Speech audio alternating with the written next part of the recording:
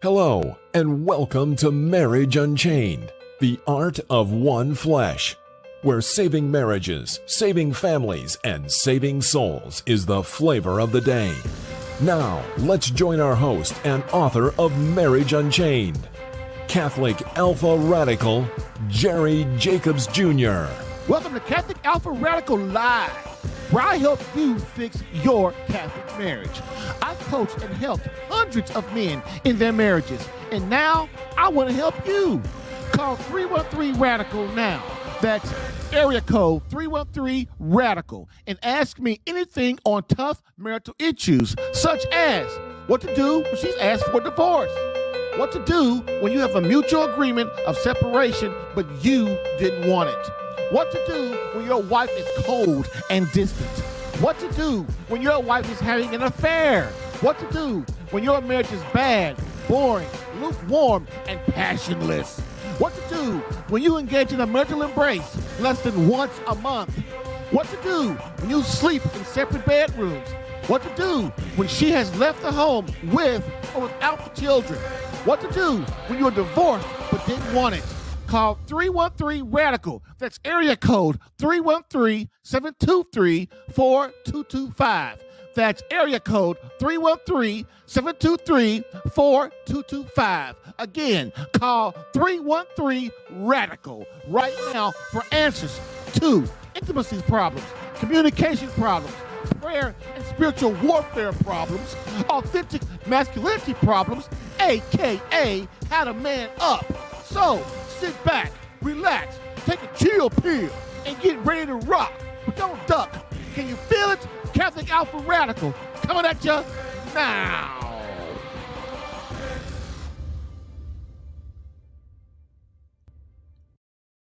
Hello, and welcome to Catholic Alpha Radical Live, the podcast that helps you fix your Catholic marriage, while also giving you winning tactics for marriage problems, girlfriend problems, and intimacy problems for men. But moreover, my main mission is to keep you out of divorce courts and Marriage Unchained, the art of one flesh. Divorce combat coaching is the flavor of the day, while also helping men understand dating and courting, not marriage. Y'all messed up. I'm so that's good. That's real good. That's gonna be a good blooper. We're understanding marriage and courting, not dating in the Catholic faith. Why? Because dating is for sex and courting is for marriage. In this 168th episode, the 4 major causes of a bad marriage and how you can reverse the madness. Plus, live phone calls from you answering your marriage and crisis questions. Plus, please remember to give back and help other marriages by sharing this podcast. And if you're getting value, give it a big thumbs up. Don't wait. Get in that queue, 313-RADICAL, for some resolution to your marriage confusion.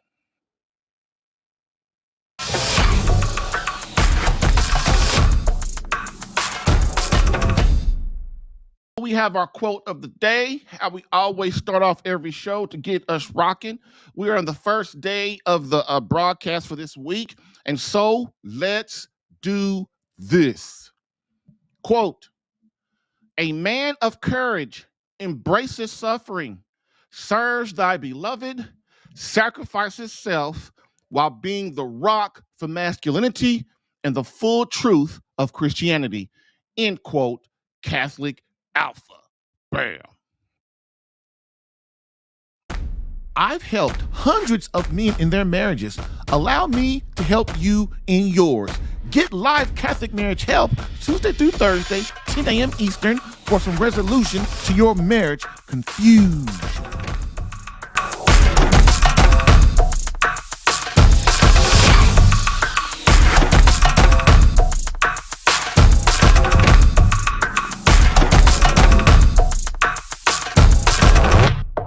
We are back on this great Tuesday morning in sunny Indianapolis, Indiana. So let's get started. Now, today's subject is again, what are the 4 major causes of a bad marriage and what are some things you can do to get out of it? So many believe they can never get they will never get into a bad marriage when they first married. And so many people think when they first get married, well, our marriage is never gonna go bad. If it does, it's some kind of bad luck and all that kind of stuff. And I really am here to tell you, bad marriages are not bad luck. Bad marriages are a ceasing of two people to grow up and allow pride out of their egos out of their marriage, and to allow the marriage to, from the grace through God, to grow as it's supposed to be. But as we see today, the way we're all raised ever since the 60s, maybe the late 50s, is we're raised in selfishness. Whatever I want to do, whatever I want, doesn't matter what you want, and I only do what you want if it benefits what I want. That is not service. And please, we cannot con ourselves into thinking that that way of life is going to help in a marriage. Many people shouldn't even get married. And the reason why is, well, first of all, everyone has a calling to two things: marriage, which is a vocation, number one, and vocation number two is the religious life. So marriage, of course. So basically, everybody on the planet, for the most part, is called to for marriage, and then everybody else is called to be a priest, to be a nun, to be a deacon, to be a friar, to be a brother, and that's what we're called to do. Why? Because you cannot get to heaven with selfishness, and you must be chiseled as a man and a woman so that you are able to stand before God in heaven. Okay. So how does that work in marriage? So let's first look at how that works in the religious life. Most people don't realize nuns are married to Jesus Christ, priests are married to the church, which is the bride of Christ. Okay. And so that's how they give their life away. Many people don't really realize that this is how we give our life away. You have to give your life away for something greater than yourself if you want your life to prosper, if you want to be fulfilled in your life, if you want to make it to purgatory, if you want to make it to heaven, the beatific vision. This is why marriage is a struggle. Your marriage is not going to be good, great, and awesome all the time. Why? Because you two are challenged to get each other to heaven, but you can't get to heaven like you are. People think, well, God just accepts me who I am. God accepts me for who I am. I could do whatever I want, when I want, how I want, and God's going to have mercy and love me anyway. That is the biggest lie of Satan. How can you grow in any way? Think about just your normal life. And I'm thinking about it too. How can we grow as men and women if we just remain ourselves? Okay, so that logic goes to as a baby. I'm born from my mother and I just remain a baby for my whole life. I don't grow, I don't grow mentally, psychologically, emotionally, intellectually. I just stay that mindset for the rest of my life. That means you're retarded. So does that make sense? Of course it doesn't. That's why God has created the way we are. We grow as a baby, we grow into in a toddler, then we grow as into adulthood and all of that. And but it kills me how every Sunday I'm walking into the church and I see people for hours and hours running around the church, running around the neighborhood. Ain't been to church, ain't done nothing but they soul. People kill me how their soul doesn't mean nothing to them, but their body does. The body's important, but the body is not going to get you to heaven. People think he gets you to heaven eternally. This is why you constantly hear Christ talk about the eternity. Eternity. Think about this. This is eternity. Think about what I'm getting ready to say. You take all the sand and there's the oceans of the earth. You take the oceans and you fill it up with sand. You personally, you take that, you sit there and you fill the ocean up with sand until the ocean is completely filled with sand petals.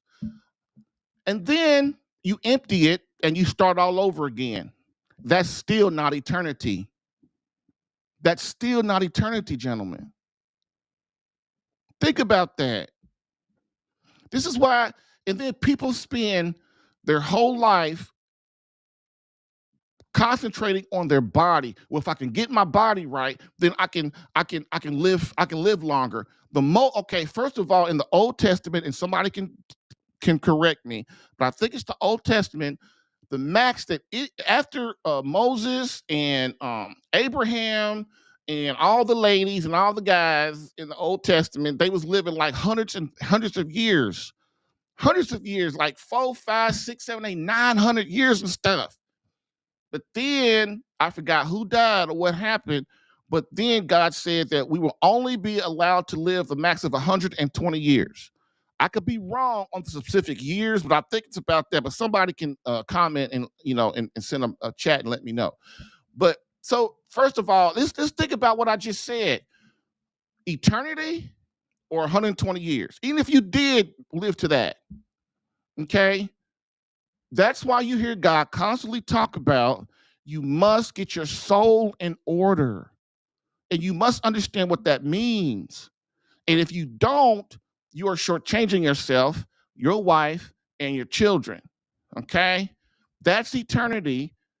That's a concept of eternity, and that's a concept of our short-sightedness. Okay?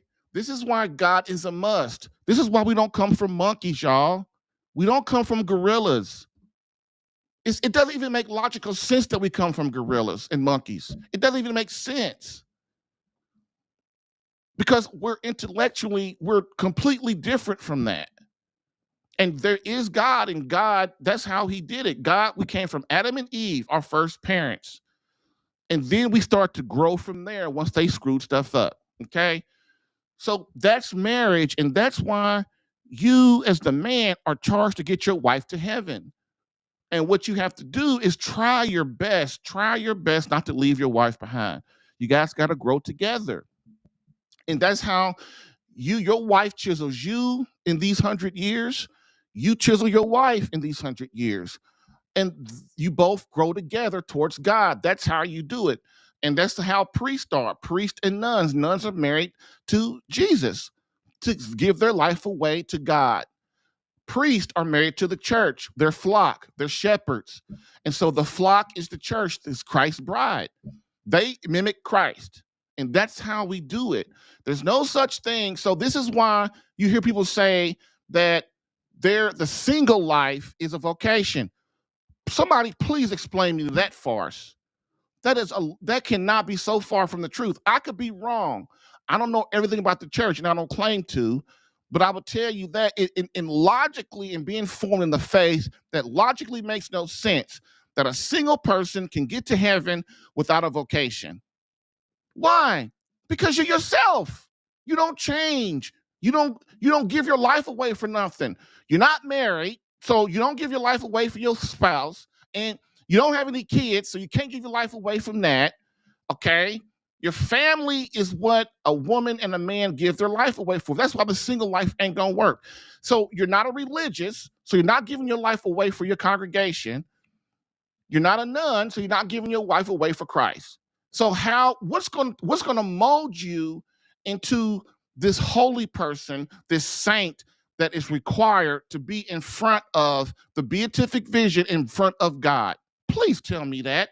If anybody can explain that, please explain that to me. Come on, call me right now. Tell me how a single person can get to heaven. Just tell me. You can't, because suffering is the only way to heaven. It's the only way, suffering and sacrifice. Now you can say, Jerry, how do you know that? Okay, I got a crucifix on the wall in my office right now. That's all I got to do is look at that. People are also under the misconception that they don't have to suffer, that they don't have to sacrifice for nothing. They're under that conception. That is so far from the truth. What makes you think you're better than Jesus Christ? What makes us think that? What makes us think that we are better than our Lord? Or God, for that matter of fact, that came down to be incarnate, to be Christ. Oh, well, Christ did all that suffering for us already. No, no, no. In order to understand Christ, you must understand the suffering of Christ. And so Christ is showing us what to do. He's showing us creatures what to do to get to heaven. And that's the difference in the philosophy and the theology of the Catholic faith. We understand it's about suffering and sacrifice. That's what Christ did. Tell me one time in the scriptures where Jesus Christ was hooping and hollering, running around church for 2 hours. Tell me that, show me that. Or was he reverent? Or did he take his apostles to the side and sit and talk to them and show them the way and teach them the way? And it was all about suffering and sacrifice. It was. Because that is the way God created the universe. In order to be a saint, a holy person, a man of good character, a man of courage, authentic masculinity, you must learn and understand that this life is not pleasure. It's about suffering and sacrifice. So that is the deal, gentlemen. That is the deal. And once you learn that and understand that, you go through life better because you understand what it's about. When a child dies, when you having marriage problems, when you lose your job, your car gets repossessed, you go bankrupt. You understand when you're formed correctly in the faith, you understand that this is a test for me. This is what God is doing to draw me closer to him. And that is what marriage and religious life and vocation is about. It's always, always, always. This earth, this universe is all about a test. Are we worthy to stand before our Lord Jesus Christ in the beatific vision in front of God? Are we worthy of that? Or are we going to stay our selfish self? It's real simple. It's real simple once you understand it. Okay. Next. Okay. So that's marriage. We are called to get each other to heaven through chiseling off the imperfections. Please try to understand that. That when you do that, your marriage becomes great. Your marriage becomes awesome, truly awesome. And I know people throw that word around a lot these days, but what I'm talking about is truly true. Your marriage becomes awesome when you learn to serve and give your life away for some other than yourself, because as a man, you become fulfilled. That's why as a man, men are so miserable. Men are miserable because they're only thinking about themselves. I can't tell you, guys, she did this, she did that, my kids did this, my boss did that, God did this. Dude, do we even understand how that sounds coming out of our mouth? It sounds like we only think about ourselves. But hey, we don't think we are, but we are selfish. This is why it's so hard to get humility into our life, because humility is how Christ survived. He taught us how to be humble. Humility defeats evil all the time. All the time. That's why you don't argue with your wife. You don't blame her for nothing. You don't criticize her. You don't, say she did this and she did that before you do what? Look at your own self. Then you fix you, then your wife will follow. If you don't fix you, your wife and kids ain't gonna follow because they see a big dumb oaf, just like the rest of society. People don't follow stupid people. They don't, not for long. And if, as a husband, we're not growing and growing closer to God and growing intellectually and getting formed in the faith, why should our wife follow us? Why should our children follow our wife? Why should our children follow their father? Why should they? Boom. That's it, man. That's it. Okay. So how does a good marriage turn from good to bad? Okay. So the spouse, well, one of the things is the spouses begin to get lazy and take each other for granted. This is it. The spouses become lazy and take each other for granted. So when you first was courting and deciding, well, you was dating first, then you started courting. Dating is, I'm just trying to be with sex. I'm trying to enjoy myself. I'm trying to have a good time. I'm not making no commitments. That's dating. Courting, everybody on the earth courts. Everybody on the earth dates. Courting is a different level. Courting is what? We have decided that we're going to be exclusive, and we're going to see if we are meant to be together. We're going to decide. We're trying to decide if we want to get married to each other and spend the rest of our life.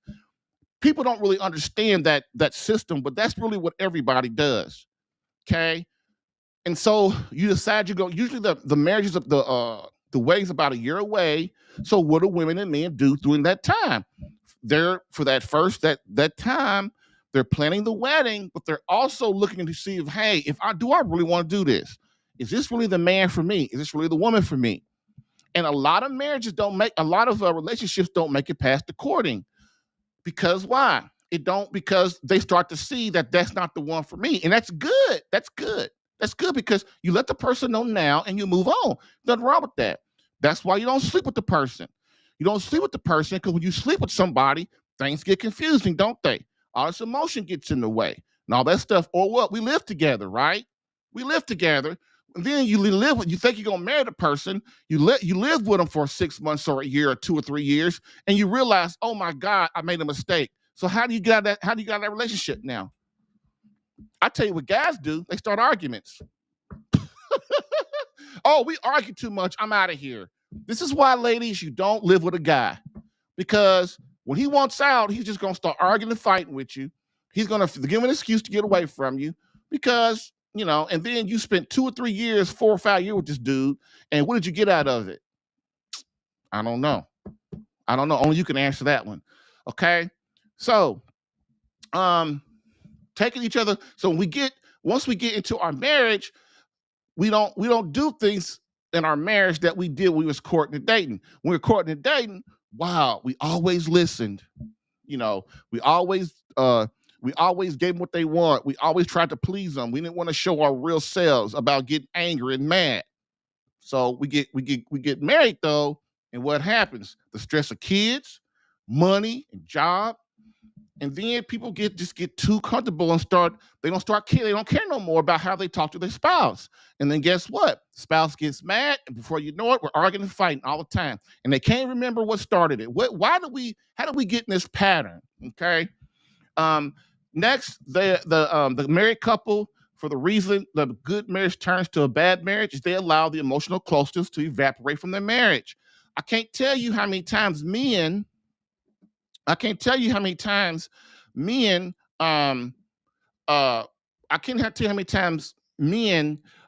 they allow and wait too long and allow the emotional connection to leave their marriage, and then they drastically fight to try to get it back. And the wife is telling them for years, hey man, she's nagging him, she's not happy, she's displeased, they're arguing and fighting. That's a woman's way to let you know, man, that things ain't quite right. Women know a lot faster about this stuff than men do. Why? Because men, we like to focus on one single thing. So men go with the problems. We try to fix all the problems in our life, and then a lot of times, if our marriage doesn't get to that level of problems, then we just keep putting it off. And if we know that as men, then we'll start going, okay, man, I can't do that no more. You got to understand the priority is God first, your wife in marriage, your children, and then yourself last. And everything else, every other problem in your life, your money problems, your financial issues, your job problems with your parents, problem with your kids, all that stuff does not go above God and your wife in marriage. That's when you start to get in trouble. The reason you got married is what? One of the main reasons you got married was what? To have a person that you love with all your heart, that loved you with all your heart, that have your best interest at heart, that loves you, you love them, you going through this journey together. And so when the problems come, we don't let that split them apart. We let this bring up that problems make us come closer. That's how you know you're in a bad marriage, because every time some little bit goes bad or every time something goes wrong, one of the two partners, one of the two spouses, or both of them start blaming each other for the problems. Instead of addressing each other with, we're a team. We're supposed to cooperate. We're supposed to communicate, and we don't say the wrong thing to make our spouse know that something's wrong. That it's their fault. Another thing we got to do is with our spouses is we must at all costs stop looking at the negative things about our spouse. We start looking at the good things about your spouse and amplify that. Stop looking at your spouse and go, oh, she got a little fat. Oh, her hair looks all messed up. Oh, this chicken is dry. Oh, what? The food don't taste good. Oh man, she screwed up the car. Oh man, she's not a good mother. Oh man, you know, we got to stop looking at things from the spouse, our husband and our wife's point of view. People respond better, and then it's a great habit to have. You point out the good things, you amplify the good things that your spouse does, and what'll happen is they'll start giving you more of the good things, and hopefully they'll start not giving you the bad things. But we focus and we bitch and we whine and we complain to our spouse. They go, oh my God, that's enough of that. I don't even want to talk to that fool. Right? Okay. Okay. Next. See.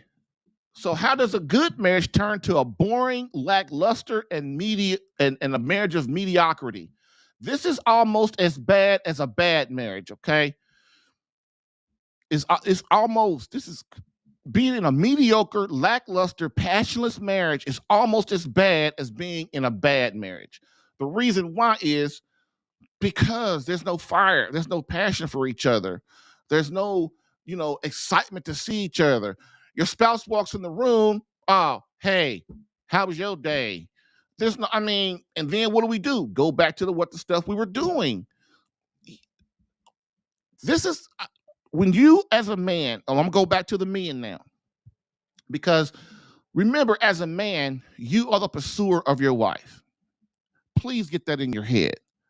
I don't care how long you got married.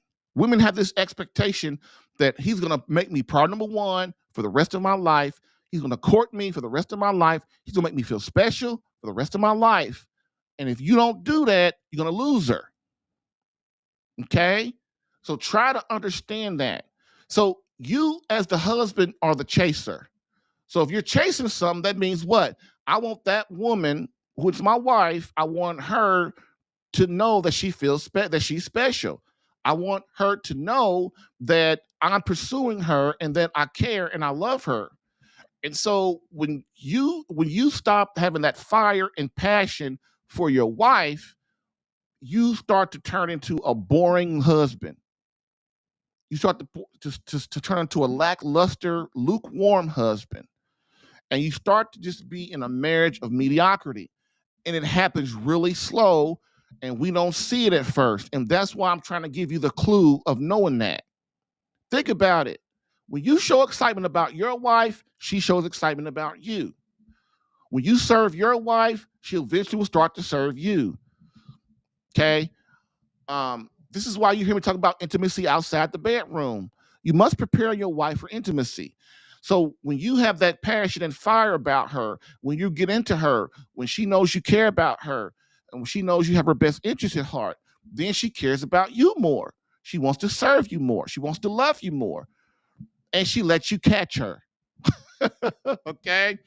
So, again, men forget they are the pursuers of their wife, and she expects that forever. Men begin to place many things and problems above their marriage. The marriage is no longer a priority over the kids, the job, and his pleasure. That's another thing. We've got to get out of this thing that every day is supposed to be this awesomely pleasure thing that I get all of these feeds of pleasure in my brain and in my body. That's how we get off track. That's how we get off track. That we start to seek pleasure becomes more important than doing the hard things it takes to make our marriage great and make our relationship with God great. Okay. And if you understand that, man, that is starting to be the true mark of a man. That is. I'm going to make sure God's happy with me before I'm starting to go play golf. I'm going to make sure my wife is happy and my marriage is together before I run off trying to go on this business trip and my marriage is crap. And this is how you got to start to look at it. It's a mindset change, gentlemen. It's a mindset change. Because at first, you're gonna just think about yourself, and that's normal because we're broken. That's what happened after the fall happened. But there has to come a time in our lives when we start to go, okay, that ain't working. what's God asking of me? Not just what's God asking of me. How can I make myself more desirable for my wife? And with women, it ain't about looks. Sure, women, you see the young girls and the older ones, they talk about, oh, he's so cute. But dude, I done seen many ugly dudes with beautiful women. Okay. And you know what they thing is? You know what the difference between them and us is? They got game. They on top of their game. They know how to talk. They know how to talk to her. If you get a woman to talk, you got her. If you ain't got no game and you can't talk to them right, you ain't gonna get them. And this is how it works. Okay. So this is why I'm asking you to please understand we cannot put other things above our marriage and God when those two things are all screwed up. I have clients all the time that I have to beat that into their head, beat that into their head, beat that into their head. But when they get it, that's when things start clicking, baby. That's when things start clicking. Okay. So husband, he'll see the marriage as well. It is not broke and doesn't need fixing.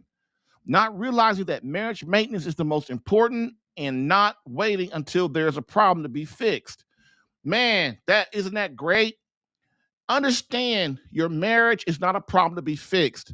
It's not a car broke down. It's not I lost my job. It's not I got financial problems. It's not that we got the electricity turned off.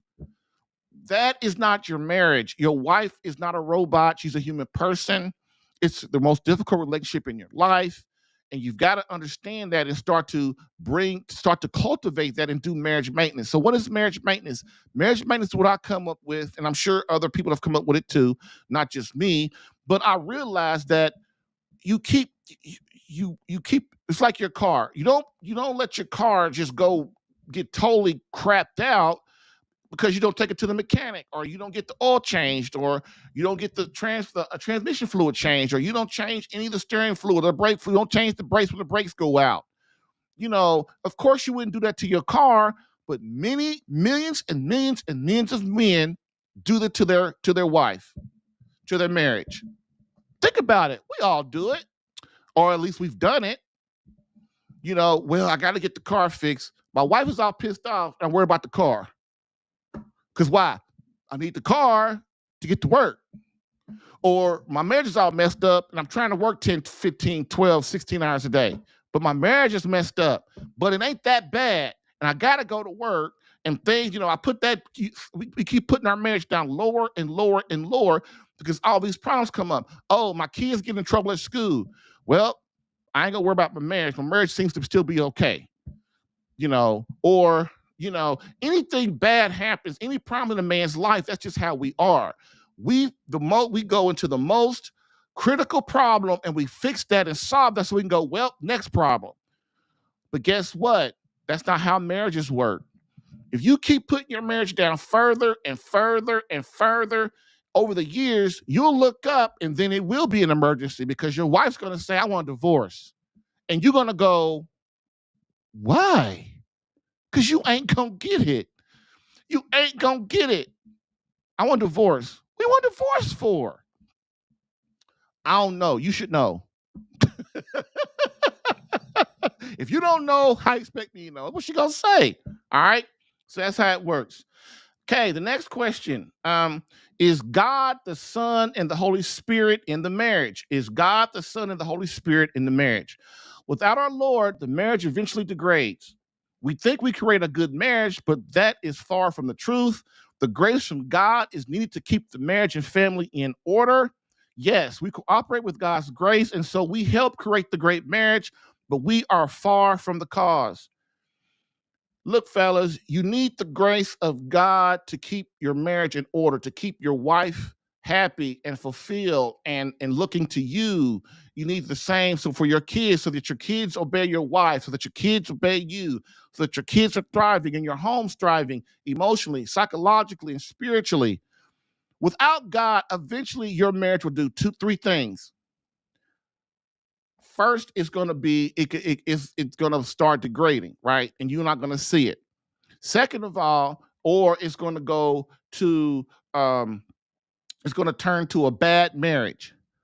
Third of all, that's just four things. Third of all, your marriage is going to turn boring, lackluster, and passionless. Or the fourth thing is you're going to lose your marriage. Okay, this is why you need God. People think, well, ain't nothing going bad in my life, so everything's cool. That's not how God works. The farther away you as a husband and as a wife move away from God, then the pain starts. When I say pain, what do I mean? I mean, God allows the demon, the demonic into your marriage, into your home, into your kid's life, and all of that. People don't realize that Christ is in charge of all demonic activities. So why? Because if Christ was not in charge of it, which means what? He tells the demon what you can and can't do to that individual person. Because if he didn't, if he left, think about it, it's logically sound. I mean, just think about it. If God just said, hey, demonic, do whatever you want, boom, man, they kill us all, wouldn't they? They're bigger, they're stronger, they're faster, they're more intellectual. You know, they can fly. I don't know what demons. I guess they're fallen angels, so they can read us. So they would just make things worse. God only allows them to do enough to get us to do what? Realize that we're going too far away from God. And when we start to move further away from God, the further we move, the more pain he allows in our life. And some people are what? Hard-headed, and they don't listen, and they can't get it out of their heads, you know? And so what happens is the pain just keeps rising over the years and rising and rising and rising till eventually either you die or you learn, okay? That's how it works. I know it sounds crazy, but this is why we all must get formed in the faith so we understand how this stuff works. And then we get clues from the Holy Spirit of what's going on and how to fix it. So let's talk about, so Matt says, the single life is a vocation as long as it eventually points to marriage or the consecrated life. Amen, brother. That's it. See, Matt's crazy. He's just super Catholic. He's like, Jerry, you didn't word it right. So I'm gonna tell you, this is how you word it, Jerry. Amen, Matthew. Thank you. That was, you're exactly right. Thanks, brother. And then who says so then? Bianca, lovely Bianca. That's a beautiful name. Bianca says, can you discuss what men must do in the bedroom so their wives have multiple peaks? Oh, she's trying to get to oh God. Okay. So all right, so Bianca, let's see. Okay. See, can you discuss? Let me show it. So, can you discuss what men must do in the bedroom so that their wives have multiple peaks? So, first of all, the first thing you got to do, so this goes into like we talked about for the last 3 episodes. So, what we must do, what a husband must do first is he must realize that he must prepare his wife to make love to her. Okay. So, what do I mean by that? Because many guys, they just know, remember, guys are fertile and we're very fertile and we never lose our fertility. We always can have babies up until we die. You know, we can always father a child up until we die. So it's important that men understand that women aren't like that. The younger a woman is, the more she feels like a man as far as her wanting to make love. The older a woman gets, she starts to lose her hormones, and then her hormones takes away that fertility feeling, which means when you're not fertile, what does that mean? You don't want to make love because there's no drive, there's no libido, right? So knowing that, it's very important that men understand that they must prepare their wives outside the bedroom for making love inside the bedroom. So what does that mean? First of all, learning how to communicate with your wife. Don't talk to her like she's a robot, like she's your partner at work, stuff like that. You know, you gotta talk to your wife very loving and very caring, because she's not, your wife is the mother of your children. She's the woman you said you're gonna spend the rest of your life with. So what does that mean? You can't be talking to her any old kind of way. She is not a work partner. She's not that. And that's how I learned to talk to my wife. I realized that I just can't talk to her any old kind of way, because why? It hurts her feelings. Because why? We are bonded. Me and my wife are bonded. We're married before God. We have God in our life. We have these kids together, and we make love. So those three things cause a very strong bond to women. And when we raise our voice and talk to them bad and call them names and blame them for all this kind of crap, they get hurt. And once they get hurt, they start thinking one thing: man, that fool don't love me. And I'm starting to realize that. And so then once she starts thinking like that, then guess what? The arguing starts more. Her wanting to get away from you more. She'll want to have sex with you more. Okay? So that's the first thing. Learn how to love your wife outside the bedroom, how to protect her and make her feel secure and to make her feel that she can count on you. That's the first thing. And then you have great conversations. You go on date night. You have bonding conversations every night. You know, you always put her first. You listen to her without interrupting.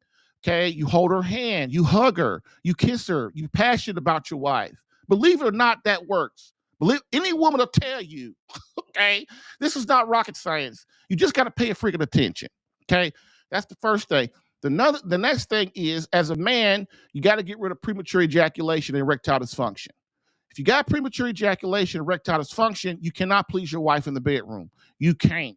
You might give her one sexual peak, but as many women don't really even know that they need multiple sexual peaks so they can be fulfilled as a woman, so they can understand their husband, love them more, and things like that. So if you try to tell your wife, I'm gonna give you 10 orgasms or talk about it, she's gonna go, you're crazy. I don't need all of that. But she don't know that. She don't know that. So as a man, first thing you got to do, the next thing you got to do is get premature ejaculation out your life and erectile dysfunction. Okay. Premature ejaculation means, we talked about all last week. Premature ejaculation is when you, as a husband, severe premature ejaculation is when you, as a husband, can't even last a minute or 30 seconds or 2 minutes or 5 minutes. And your wife takes her 20 minutes to even think about having an orgasm, unless she's just so excited, you know. But another thing too, the older your wife gets, she's not going to be excited like a young girl. That's another thing you guys got to realize. If you're 18 and married to a young little sweetheart, she's going to be a lot more exciting, a lot more frisky and things like that. But as a woman gets older, what I'm saying really takes into play. Okay, that's why men love young girls, because they run around the bedroom, run around the house, and they all, you know. But really, just stop joking around. That's the truth, though. But I'm just joking a little bit. But as your woman gets older, she needs these things even more than what I'm saying. If you want to have lifelong, love-making, God-like intimacy with your wife, this is the first things you got to do. So premature ejaculation, erectile dysfunction, you got to get that out of your life. Okay. So when you do those things, the third concept is you got to make the sex session last for a long time. Why? Because I just told you, women have 6 phases of intimacy. Okay. The first phase is prayer. The second phase is best friend concept. The third phase, now you're testing me. You would think I would know this because I came up with it. But it goes to intimacy outside the bedroom. Then it goes to her initial rise. Then her complete foreplay, her initial rise, and then her complete sexual and fulfillment as a woman, and like that. So as a man, you got to know these things. Because then when you get inside, a lot of guys think, well, I'm in the bedroom, so I'm ready. No, you ain't. You got to prepare yourself outside the bedroom just like your wife, which means what? You got to learn how to eat right. Because a lot of things you eat cause sensitivity for a premature ejaculator. And then once you get in the room, you can't keep control for more than a minute. Or if you're doing pornography, or if you're doing masturbation, that can cause premature ejaculation too. Well, can cause? No, it will cause. So that's why women instinctively know you're screwing around on them when if you're watching pornography or you're masturbating, you get caught. Okay? Because they know that you're messing around on them. And they know that you're being unfaithful. And then on top of that, you're going to be a crappy lover watching pornography and masturbating, because you're going to develop a trigger in your brain that's going to do what? That's going to make you want to ejaculate. And your wife, again, some women, might take them an hour to get their first sexual peak, and you're ejaculating in 1 minute or 2 or 5 or 10 or 20, think about what I'm saying. Okay. This is why the third thing is you got to prolong the sex session. So the holy lover definition of premature ejaculation is you as a man make the sex session go as long as your wife needs to get all the sexual peaks that she needs. Now, this is why I talked about last week. You got to pay attention to your wife. You got to know her. I know guys that don't even know when their wife has an orgasm. How do you not know that? First of all, you got to start counting them. Because a woman can fake 1. She might be able to fake 2, but she ain't faking 10. She ain't faking 20. And then when the sex session is over, when your wife is completely exhausted. She can't move. She's not moving. She's falling asleep. A lot of guys think, well, my wife's falling asleep on me. Well, of course she is. You just gave her more sexual peaks than she's ever had in her life. And she's exhausted. Men, we get exhausted on 1 orgasm. It's over for us. All people know that. Men and women know that. This is why you must prolong the session, which means what? You can't think about yourself. As a man, you can only think about your God and your wife, okay? But women, when they have a sexual peak, it's only 1/50th of the power of a man's, okay? So it's weird how God set this up if you think about it. God has set up sex where it has to be, if you want to keep your wife happy, if you want to keep her fulfilled, and you want to keep her loving you and understand that you love her, he has made it so you have to sacrifice yourself and give it to her. And if you don't, you're a bad lover. That's just plain and simple. And so that's how it works. And so those things, I'm not gonna go any further because I already spent too much time on it. But I hope Bianca, I hope you understand that. How do men prolong the session? I kind of covered that. I'm not going to go any further because I went too far already. What I would have you do is listen to episodes 165, 166, and 167 from last week. They'll be on my website this week, or you can go to Catholic Alpha Radical Live YouTube channel, and those episodes are right there. Just click the live tab, and they're right there. Okay. So there you go. All right. I hope I didn't bore. I hope I didn't bore you guys too much. Oh, Andy asked, what topic should a guy tackle for bonding? Ah, beautiful. That's a good question too, just like Bianca's. So, the first thing you do for bonding is you don't lose control on your wife. You don't. I'm sorry. Let me take this off. Andy. What you do is you don't lose your control with your wife or your children. If you get upset with your children or you get upset with your wife, with your wife. Let's just talk about the kids are a different subject, and I'm not even going to talk about the kids, but I will talk about your wife because that's the most important anyway. So with your wife, as a man, you must be approachable. You cannot ever, ever, ever lose control on your wife. You can't have you can't yell at her. You can't really even raise your voice. Why? Because you've got to understand that it hurts her deeply, very deeply, because of her bond to you. And guys, you got to understand that when it comes to your wife, she can be hurt very badly, even if you're just disappointed in her. This is the power you have as a husband. And when you have great power like that, you got to know how to use it. When your wife starts to fight back and argue back with you, she's defending herself. And she's starting to think that you don't care. And she's just trying to get you guys to bond back together. Okay. So that's why you hear me say somebody has to be the adult. And that's the first thing.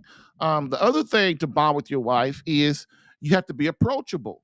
Like your wife, if she can't tell you stuff, because every time she tells you stuff, you either get mad, you lose control, or even lesser, you ignore her, you don't listen, you don't ask questions. What else? you got to be a pro, or you just, dismiss her like what she's saying don't mean nothing. Oh, that one really hurts her. You don't, and so a habit that I've built every time, like even right now, I'm in my office and I'm having a podcast.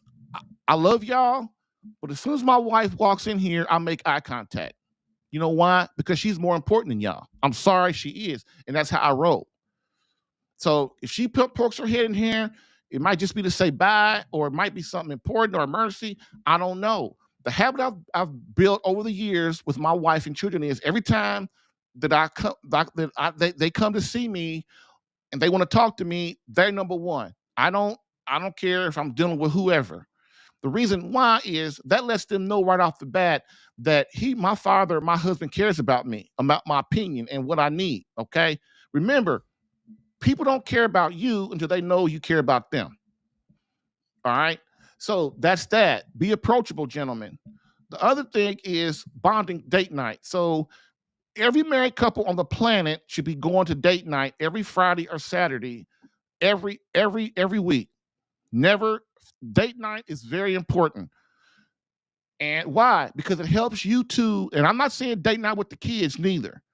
If you're the husband, you need to get off your butt and find a babysitter, or your mama or her mama, or your daddy, your sister, your brother, your friend, or pay the money and have somebody watch your kid. Most people in your family will, if you say, listen, every Friday night, me and my wife are going on date night. I just need 2 hours or 3 hours, a half hour to get there, a half hour to pick them up. So, and then 2 hours to be alone. And then you kind of alternate around. Most people understand that it's important for a marriage to survive, and so they will help you. If you can't get that to happen, then what you do is you hire a babysitter and come in your pocket. Sorry, that's what you got to do. Okay. Date night. Why? Because you guys need to understand that you need to get into you. Think about it. You only spend, if both of you are working, even if both of you aren't working, if both of you are working, then especially, or even your mother, if the wife is a stay-at-home mother, it's the same thing. You don't see each other for 8, 10, 12, 16 hours a day sometimes. So if all you do as a husband and wife is come go, hey, how was your day? And do a little kiss. Well, let's eat. Okay, let's go to bed and do it the next day. Man, that's a boring marriage, ain't it? Of course it is. Of course it is. So every Friday or Saturday night, you go someplace that has atmosphere. You go bowling. You go to a nice restaurant. You go to a concert. You go into an amusement park. You go to the fair. Whatever it takes for you guys to have excitement, for you guys to bond. Okay. Then another good thing is the bonding conversation. So the bonding conversation means every night as a husband or a wife, when you guys come home, whoever's cooking, this is how I do it. My wife cooks in our house because she won't let me cook. So I don't even try to, that's her thing. So I just let her do it. But every night when my wife comes home, she starts cooking. I put my computer away. I get away from my job and I go in there. I get me a drink. She gets some wine and we sit there for half hour, 45 minutes or an hour. And we sit there and we talk. And we talk about our day and we talk about our future. And we talk about, we involve each other in our lives. Like, this will happen with me today. Well, and she'll tell me what happened with her today. And then guess what? That's a bonding mechanism. You need those three things to maintain an emotional connection with your wife, because if you don't do that, man, what'll happen is, and also Bianca, with your husband, if you don't do those things, you will lose each other. The emotional connection will lose, and that is way more important for a woman than it is for a man. And Andy, I hope that helped you. If you need more help, go to savemycatholicmarriage.com and sign up to talk to me. Okay, good. With that being said, we're going to take a break and we're going to be right back.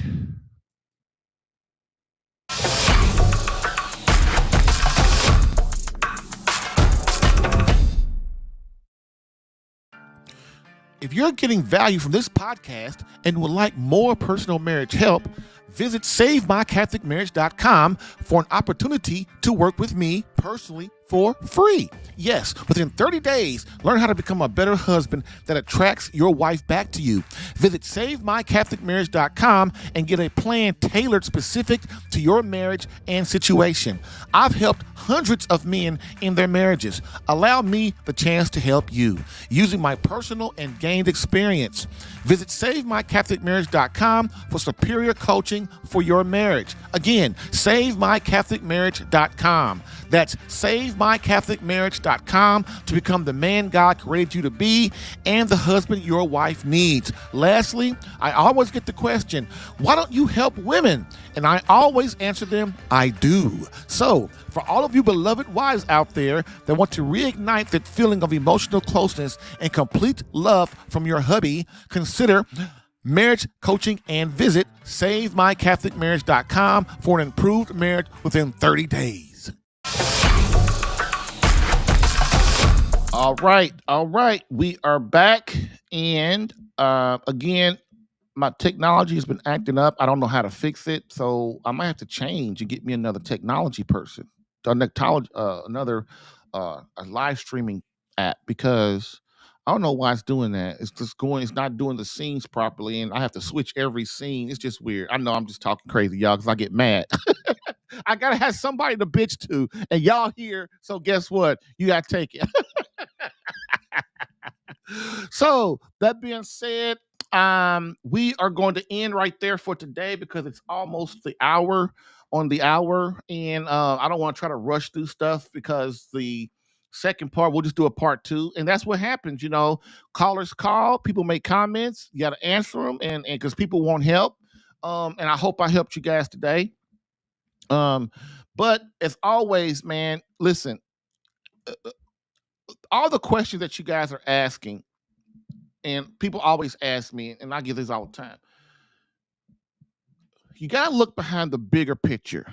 So the bigger picture, like with Andy, let's say Bianca. So Bianca was talking about the sex thing, and Andy's talking about the bonding thing. So as a husband and a wife, what you got to do, and as a man especially, you got to look behind and say, okay, we don't want quick fixes. We don't want to put a Band-Aid on something. Sure, I'm going to answer your question because that's what I'm here for, and I really want to help. But my job is also to get you to understand, if I'm having bonding issues, like why am I having bonding issues, right? People try to go, like disease. Oh, this is a perfect example. Just like disease. Okay, I have heart failure. Okay, doctor, fix my heart failure. And just then we go on, but then nobody discusses, like, why did I have this disease? Like, why did my heart fail? What caused that, right? And so what usually causes diseases like cancer and diabetes and heart problems and all that stuff is people put the wrong things in their body. Well, what wrong things am I putting in my body? What wrong things am I putting in my body, right? And today doctors lie. They don't do it on purpose, but they don't know. And then people tell you, and so disease runs through the body because every blood vessels takes its toxicity and runs it through your organs start to fail. And then once one organ fails, the next organ is going to fail. Don't believe the hype. That's how it works. That's how doctors make money. That's how pharmaceutical companies make money. And I'm not saying that's a bad or good thing. I'm just letting you know that we've got to ask ourselves, like in that situation, like, why do I have heart disease? And then how do I fix it? So with your marriage, it's the same thing. Like, why am I having bonding problems, connection problems? Why isn't my husband making love to me properly? Why won't he even ask me? Why won't we have a discussion about it? Like, these are things we should be asking. And the thing about women, what's especially important for women, is women, you have to guide your husband. If you go and try to tell your husband, well, Jerry said that you ain't prolonging the sex session long enough, and Jerry said, girl, you're going to lose him. You're going to lose him, right? He's going to get mad, or he's going to get his feelings hurt.